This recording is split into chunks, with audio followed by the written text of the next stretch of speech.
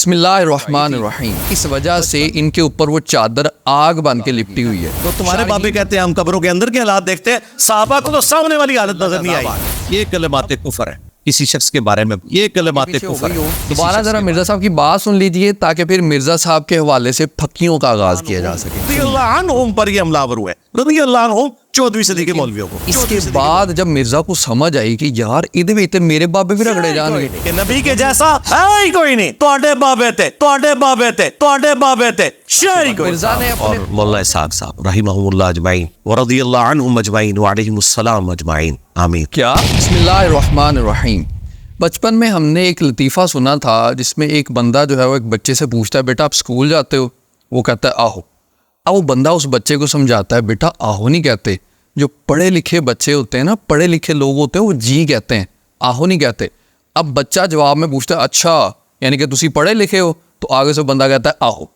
یہی حال جو مرزا انجینئر کا ہوتا ہے. جس چیز کے حوالے سے مرزا انجینئر دوسروں کے اوپر اعتراض کر رہا ہوتا ہے وہ بات اس کے اندر بدرجہ اولا اور بڑے شدید انداز میں پائی جا رہی ہوتی. مثال کے طور پہ ایک حدیث شریف کے حوالے سے بیان کرتے ہوئے جہاں پہ غلام نبی کریم صلی اللہ علیہ وآلہ وسلم کی سواری کا کجاوا اتار رہے تھے, انہیں تیر لگا اور ان کا انتقال ہو گیا. اس کے بعد لوگوں نے کہا کہ اسے جنت مبارک ہو, لیکن رسول اللہ صلی اللہ علیہ وسلم نے فرمایا نہیں, انہوں نے خیبر کے مال غنیمت میں سے ایک چادر جو ہے وہ چرائی تھی, اس وجہ سے ان کے اوپر وہ چادر آگ بن کے لپٹی ہوئی ہے. شارحین فرماتے ہیں کہ یہ صرف عالم برزخ کے حوالے سے ہے اور انہیں پاک کرنے کے لیے ہے. لیکن مرزا انجینئر نے یہ بات کرتے ہوئے کیا انداز اختیار کیا وہ ذرا ملاحظہ کیجیے. تو تمہارے بابے کہتے ہیں ہم قبروں کے اندر کے حالات دیکھتے ہیں, صحابہ کو تو سامنے والی حالت نظر نہیں آئی. ابو بکر عمر عثمان و علی کو تو سامنے نظر نہ آئے, وہ شہادت مبارک کہہ رہے ہو جس بندے کو, اور وہ نبی کا صحابی بھی ہو. تو مجھے بتائیں باقی بزرگ بابے جن کو آپ رحمۃ اللہ علیہ اور بزرگ بابے کہہ رہے ہیں, پتہ نہیں کتنے کتنے تو کیڑی کیڑی چادر پئی ہے. دسو چھوڑ دو, دستبردار ہو جائیں ان سے, چھوڑ دو دستبردار ہو جائیں ان سے. تو جناب ہم دستبردار ہو جائیں, بابوں کو رحمہ اللہ بھی نہ کہیں, پتہ نہیں کیڑی کیڑی چادر انہوں نے پئی ہونی, نعوذ باللہ من ذالک. اب اس کے حوالے سے یہ جو انہوں نے بات کی کہ پتہ نہیں کیڑی کیڑی چادر پئی ہونی ہے, صرف دو مختصر باتیں جو میں عرض کرنا چاہوں گا. ایک تو یہ کہ کسی مسلمان کے حوالے سے یہ کہنا کہ پتہ نہیں کیڑی کیڑی چادر پئی ہونی, کیا یہ بدگمانی نہیں ہے؟ جبکہ قرآن ہمیں سورہ نور کے اندر یہ ارشاد فرما رہا ہے کہ بدگمانی نہیں کرنی مومنوں اور مومن عورتوں, تم نے دوسروں کے بارے میں اچھا گمان کیوں نہیں کیا؟ اچھا گمان رکھنا یہ قرآن ہمیں حکم دے رہا ہے. اور اسی کے ساتھ ساتھ نبی کریم صلی اللہ علیہ وآلہ وسلم مشہور حدیث شریف کعبے کی عظمت بیان کرتے ہوئے, کعبہ تیری بڑی عظمت ہے, تیری خوشبو بڑی پیاری ہے, تیری حرمت بہت زیادہ ہے, لیکن پھر رسول اللہ صلی اللہ علیہ وآلہ وسلم ارشاد فرماتے ہیں قسم اس رب کی جس کی دست قدرت کے اندر میں محمد کی جان ہے, ایک مومن کی جان, مال اور اس سے حسن ظن رکھنے کی حرمت اس سے بھی زیادہ ہے. مومن کے ساتھ حسن ظن رکھنا اتنا ضروری ہے. اور مرزا صاحب آپ خود کو علمی کتابی کہتے ہیں, کیا آپ نے ان چیزوں کے اوپر غور کیے بغیر ہی اللہ کے ولیوں کے حوالے سے جملہ بول دیا کہ پتہ نہیں ان کے اوپر کون کون سی چادر جو ہے پڑی ہوئی ہوگی؟ اور اسی کے ساتھ ساتھ ایک بات اور, مرزا خود اس چیز کے حوالے سے یہ کہتا ہے کہ کسی چیز کو عذاب کہنا, اب کیونکہ وہی نہیں آتی, پیغمبر نہیں ہے, اب کسی چیز کو عذاب کہنا یا عذاب الہی کہنا یہ کلمات کفر ہے, کیونکہ یہ علم الغیب سے تعلق رکھتی ہے. پہلے مرزا کی بات سنیے پھر میں عرض کرتا ہوں اس کو چلانے کی وجہ کیا تھی, سنیے ذرا. اس سے اگلی بات ہے جو لوگ ورڈکٹ دیتے ہیں نا کسی کے بارے میں کہ اس پہ اللہ کا عذاب آ گیا, یہ کلمات کفر ہے کسی شخص کے بارے میں, یہ کلمات کفر ہے کسی شخص کے بارے میں, کیونکہ اس کا تعلق علم الغیب کے. تو مرزا جی اگر تو آپ نے بدگمانی کی تو اس کے حوالے سے میں نے قرآن مجید سے بھی عرض کر دیا اور حدیث شریف سے بھی عرض کر دیا, اور اگر آپ نے یقین سے یہ کہا کہ پتہ نہیں کیڑی کیڑی چادر پئی ہونی, پھر آپ اپنے فتوے کے مطابق کافر بنتے ہیں.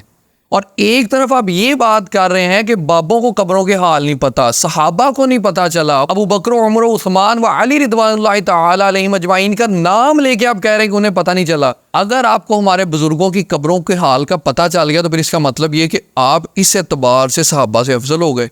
اور اگر پتہ نہیں چلا, آپ نے صرف بدگمانی رکھی, تو پھر قرآن مجید کی اس آیت کی زد میں بھی آئے اور نبی کریم صلی اللہ علیہ وسلم کے فرمان کی زد میں بھی آئے. این ممکن ہے بات وہ آپ کے ذہن سے تھوڑی سی آگے پیچھے ہو گئی ہو. دوبارہ ذرا مرزا صاحب کی بات سن لیجئے تاکہ پھر مرزا صاحب کے حوالے سے پھکیوں کا آغاز کیا جا سکے. سنیے. تو تمہارے بابے کہتے ہیں ہم قبروں کے اندر کے حالات دیکھتے ہیں, صحابہ کو تو سامنے والی حالت نظر نہیں آئی. ابو بکر عمر عثمان و علی کو تو سامنے نظر نہ آئے, وہ شہادت مبارک کہہ رہے ہو جس بندے کو, اور وہ نبی کا صحابی بھی ہو. تو مجھے بتائیں باقی بزرگ بابے جن کو آپ رحمت اللہ علیہ اور بزرگ بابے کہہ رہے ہیں, پتہ نہیں کتنی کتنی تو کیڑی کیڑی چادر پئی ہے. دسو چھوڑ دو, دستبردار ہو جائیں ان سے. اور صرف یہی نہیں, مرزا صاحب اس چیز کے اوپر بھی بڑا شدید اعتراض کرتے ہیں کہ بھئی 14ویں صدی کے لوگوں کو رضوان اللہ علیہم رضی اللہ عنہم, یہ کیسی بات ہے, یہ بھی ذرا سن لیں. اور 14ویں صدی کے مولویوں کو رضی اللہ عنہم پر یہ حملہ آور ہوئے. رضی اللہ عنہم 14ویں صدی کے مولویوں کو, 14ویں صدی کے مولویوں کو. تو جناب اب آغاز ہوتا ہے مرزا صاحب کے لیے پھکیوں کا. ہم تو اپنے بزرگوں کو رحمہ اللہ بھی نہ کہیں اور بزرگوں سے دستبردار ہو جائیں, اور اسی کے ساتھ ساتھ ہم تو اپنے بزرگوں کو اعلیٰ حضرت کو رضی اللہ بھی نہ کہیں کہ بھئی مرزا صاحب جو کہہ رہے ہیں کہ 14ویں صدی کے بزرگوں کو جو ہے وہ رضی اللہ. اب مرزا صاحب اپنے استادوں کا تذکرہ کرتے ہوئے, اور کیا آپ لوگوں کو یاد ہے کہ مرزا انجینئر سٹارٹ میں جب یہ نعرہ لگایا کرتا تھا نا کہ بابے تے شے کوئی نہیں, تو سمپلی یہی کہا کرتا کہ بابے تے شے کوئی نہیں. ذرا ایک باری مرزا کا وہ جملہ سن لیں. بابے تے شے کوئی نہیں, کیا نبی کے جیسا ہے ہی کوئی نہیں, بابے تے شے کوئی. لیکن اس کے بعد جب مرزا کو سمجھ آئی کہ یار ادھے بھی تے میرے بابے بھی رگڑے جان گے,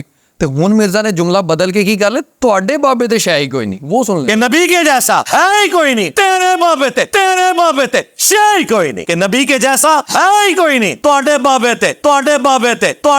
تے شے کوئی. مرزا نے اپنے کون سے بابے بچانے تھے وہ آپ کو عرض کر دیتے ہیں. مرزا اپنے 5 اساتذہ کے نام بتاتے ہوئے پہلے ان کے نام لیتا ہے, اور اس کے لاسٹ میں ان کے لیے دعائیہ کلمات کون سے کہتا ہے وہ ذرا سنیے. پاکستان پاک کی نسبت میں, یعنی ان کی نسبت سے میرے بھی 5 استاد ہیں. ڈاکٹر اسرار صاحب, پیر نصیر الدین صاحب, اور اس کے بعد شیخ زبیر علی زئی صاحب, اور ثاقب اکبر صاحب, اور مولانا اسحاق صاحب رحمہم اللہ اجمعین ورضی اللہ عنہم اجمعین وعلیہم السلام اجمعین آمین. کیا مرزا جی کیا کہی جا رہے ہیں؟ رضی اللہ عنہ رضوان اللہ علیہم اجمعین علیہم السلام اجمعین. دوبارہ کہیے گا ذرا. صاحب رحمہم اللہ اجمعین ورضی اللہ عنہم اجمعین وعلیہم السلام اجمعین آمین. لیں, یہ وہی والے مرزا صاحب ہیں جو ہمیں کہہ رہے تھے کہ بابوں سے دستبردار ہو جائیں, اور یہ وہی والے مرزا صاحب ہیں جو کہہ رہے تھے کہ 14ویں صدی کے مولویوں کو جو ہے وہ رضی اللہ عنہم. ایک باری دوبارہ ذرا وہ جو انہوں نے دعائیہ کلمات کہے نا, علیہم السلام اجمعین اور رضوان اللہ علیہم اجمعین, وہ ذرا ایک بار دوبارہ سنیں. ڈاکٹر اسرار صاحب, پیر نصیر الدین صاحب, اور اس کے بعد شیخ زبیر علی زئی صاحب, اور ثاقب اکبر صاحب, اور مولانا اسحاق صاحب رحمہم اللہ اجمعین ورضی اللہ عنہم اجمعین وعلیہم السلام اجمعین آمین. لے تو مرزا جی پہلی بات تو یہ کہ امید ہے پہلے پھکے کے ساتھ ہی طبیعت بالکل صاف ہو گئی ہوگی, لیکن پھر بھی ایک چھوٹی سی خوراک آپ کو مزید دے دیتے ہیں تاکہ طبیعت بالکل صاف ہو جائے آپ کی. وہ سنیے کہ آپ نے جب شیخ ناصر الدین البانی کا تذکرہ کیا ان کے ساتھ بھی آپ نے علیہم السلام لگایا, اور کس انداز میں لگایا وہ بھی سنیے. شیخ محمد ناصر الدین البانی رحمہ اللہ وعلیہ السلام المتوفى 1999 عیسوی. تو میں نے آپ کو ویڈیو کے سٹارٹ میں ہی کہا تھا نا کہ مرزا صاحب کا حال اسی بندے والا ہے جو کہ پہلے خود انسٹرکشن دے رہا ہوتا ہے, سمجھا رہا ہوتا ہے کہ بیٹا پڑھے لکھے لوگ جی کہتے ہیں, آہو نہیں کہتے, اور جب اسی سے پوچھا جاتا ہے کہ اچھا تسی پڑھے لکھے ہو, تو آگے سے بندہ کہتا ہے آہو. اور آخر میں مرزا اور مرزا کے اسٹوڈنٹ سے چھوٹی سی گزارش کہ نبی کریم صلی اللہ علیہ وآلہ وسلم نے مومن کی نشانی بیان کرتے ہوئے ارشاد فرمایا کہ وہ اپنے لیے بھی وہی پسند کرتا ہے جو اگلے کے لیے کرتا ہے. تو مرزا جی جب آپ اپنے بزرگوں کے, اپنے اساتذہ کے حوالے سے اتنے سارے دعائیہ کلمات لگا لیتے ہیں, تو پھر دوسروں کے بزرگوں کے حوالے سے, دوسروں کی قابل عزت پرسنالٹیز کے حوالے سے ایسے جملے آپ کیسے بول لیتے ہیں؟ نبی کریم صلی اللہ علیہ وآلہ وسلم کے فرمان کے تحت ہم صرف آپ کو اپنے ایمان کے اوپر غور کرنے کی دعوت دیتے ہیں. دین کی بات پھیلانا صدقہ جاریہ ہے. ثواب کے نیت سے ویڈیو کو شیئر ضرور کیجیے. جزاک اللہ.